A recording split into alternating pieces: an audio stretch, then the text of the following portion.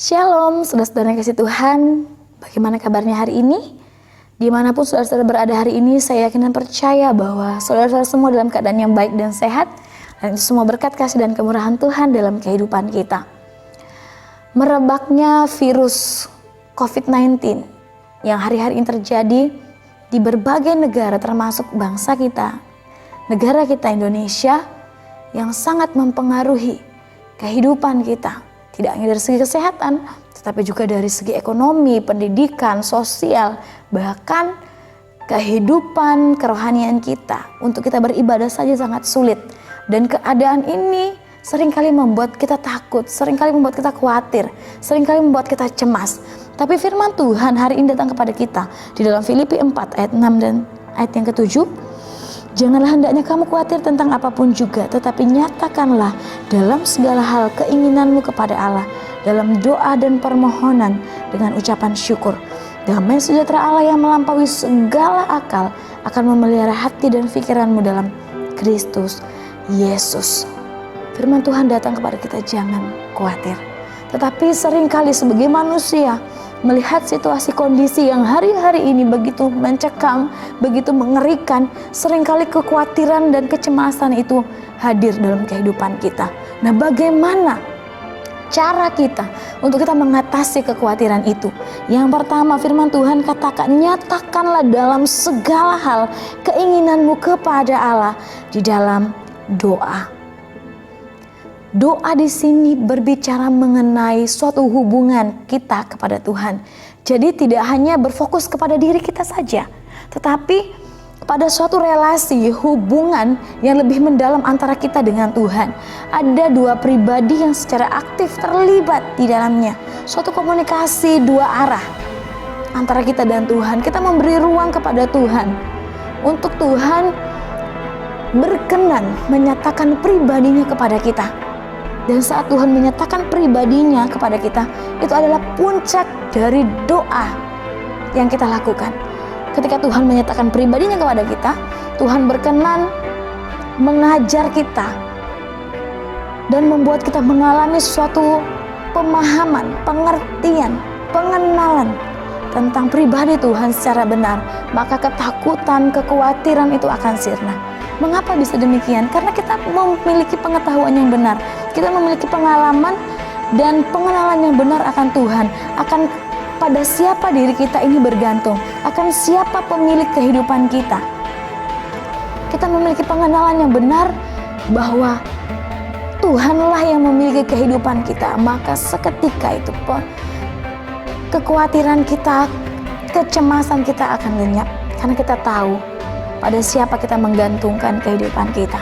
Dan yang kedua, menyatakan dalam segala hal keinginan kita dalam permohonan kita kepada Tuhan. Permohonan di sini berbicara mengenai suatu tindakan pribadi kita, tindakan aktif kita untuk menaikkan setiap keinginan-keinginan, permohonan kita kepada Tuhan. Kalau doa tadi berbicara mengenai komunikasi dua arah, secara aktif kita dan pribadi Tuhan. Permohonan ini berbicara mengenai tindakan kita secara pribadi yang aktif untuk mengungkapkan setiap keinginan-keinginan kita kepada Tuhan. Dan doa dan permohonan ini harus dilakukan dengan ucapan syukur.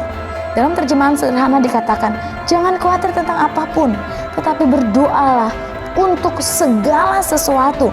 Sampaikanlah permohonanmu pada Allah dalam doa. Dan jangan lupa bersyukur. Seringkali ketika kita diperhadapkan dalam suatu situasi, kondisi yang menekan keadaan kita, seringkali kita lupa bersyukur kepada Tuhan. Kita hanya berfokus pada diri kita. Yang penting kita berdoa, yang penting kita mengungkapkan apa yang ada di hati kita. Tapi kita lupa bersyukur.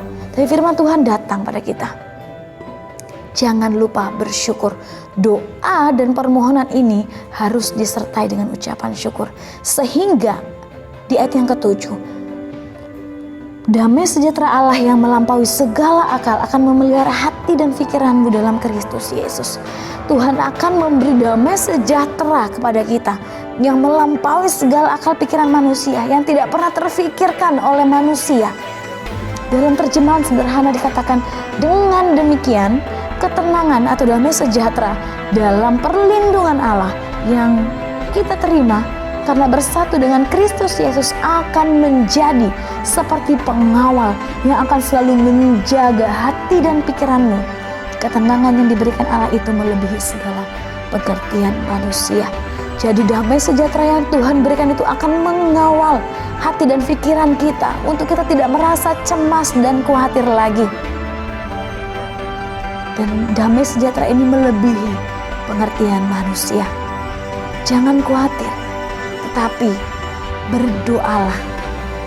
Naikkanlah permohonanmu dengan ucapan syukur. Maka damai sejahtera Tuhan itu akan mengawal hati dan pikiran kita untuk tetap tenang di dalam Tuhan.